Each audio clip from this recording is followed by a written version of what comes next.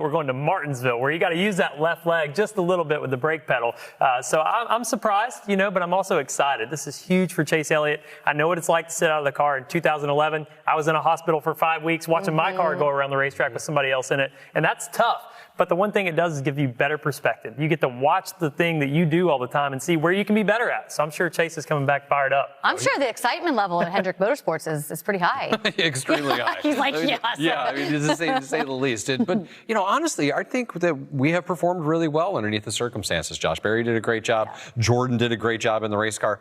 But putting Chase back in that 9 car this weekend, I think it feels right. Alan's going to be back finally after a 4-week suspension as well. And, Chase has made that decision based on his own feelings, right? Like he knows and what he's got. He knows it's going to be tough. It's 500 laps around Martinsville, right? That's a lot of on and off the brakes, and he feels like he can do it, right? And I think that's awesome.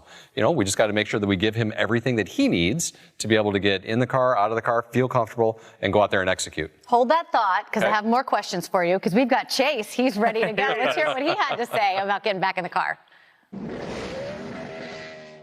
Obviously, had surgery on my tibia in a couple different places. I have a few screws in the top of my tibia there. It's really more, I guess, knee located than it is lower leg. Fortunately, there were no ACL tear or meniscus or any of that. So that was all very positive. I wouldn't go this weekend if I didn't feel like I could do it. And ultimately that's my decision. The doctors and I have been in conversations for the whole time, and I feel like this was the right week to do it. I feel good. And, the doctors got to a point where they were comfortable with it, and they left it up to me to decide when I was ready. We're going to have about 17 races or so, 16, 17 races, something like that to get a win. So got plenty of time. Just got to get after it and execute at a high level. And I think we're very capable of doing that.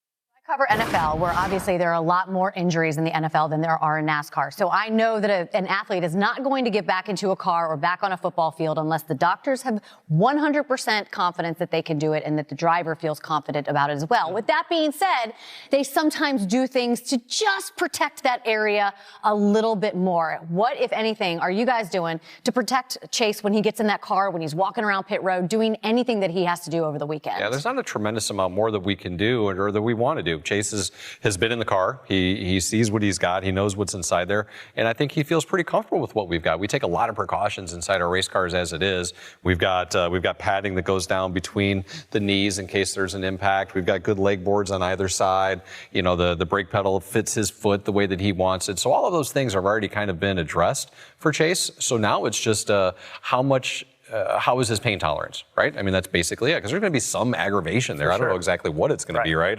I fortunately have not had that happen before. So but he feels good. He feels comfortable, and that's what's most important. His doctor said, hey, man, go for it, and he's ready. Being in the simulator, obviously kind of mimicking what he's going to do, does he feel a level of pain? Has he expressed that at all? Discomfort or even? He's been very kind of monotone about it, to be honest with you. Chase is kind of that way naturally, as you see in the video, other than obviously wears his fire suit an awful lot. So, but no. Yeah, he's ready to go. He's ready. He's like, give me the car. Let's go, folks. But he's been like, hey, I feel okay. He knows that it's not going to be the most comfortable thing in the world. I think that's to be expected, but he wants to get out there and start getting prepared to win a race. I mean, the guy knows that he's got a very short runway to win a race so that he can get into the playoffs, because he and that team have their sights set on winning the championship this year. 6 weeks off out of a race car. I know he's a champ. I know he's a vet. I know he's got the laps, but you're out of the car for 6 weeks. You're coming back after having an injury at Martinsville. What is that like for a driver? Well, like I said earlier, I remember walking out of the track because you can't bring the buses in and all that. And you're walking out, seeing fans and stuff. But I mean, my leg was tired. Like, I was limping sometimes at Martinsville. So if I'm Chase, I might look at one of those brake pedals like we have at the road courses, where you can use 2 feet, get that right foot over there if you need it, just in case that pain gets up. I'm sure you guys talked about all that, so you don't need me to say that. But, I think that coming back to Martinsville again is maybe pushing it a little bit. But if you're a race car driver,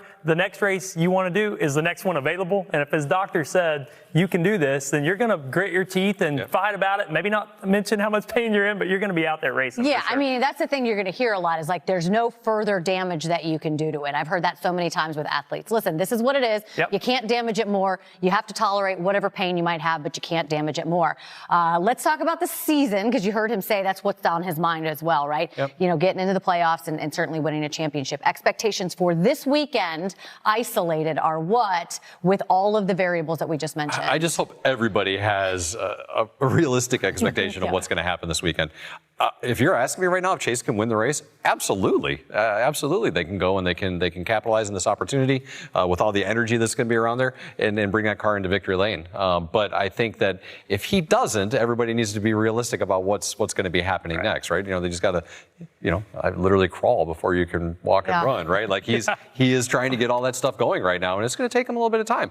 But again, I'm just going to say the facts are he could outperform expectations this weekend. Yeah, I mean, I expect that 9 car to be up front. I know everybody's expectations may be too high, but mine are that high. I mean, he's that good. You all are that fast this season. The 24, 5 car, 48, they're all in contention every week. And seeing what you guys did with the 9 while he was out was impressive. I think when he comes back, he's going to have a fire in that belly ready to go. I wonder what will be higher, the amount of time he spends in the car this weekend or the amount of media that he has to do this weekend. Media for sure. Media for sure. All right, let's circle back to one of our Rookie of the Year contenders. We all know how steep the jump is from Xfinity to Cup, and Noah Gragson is certainly experiencing that.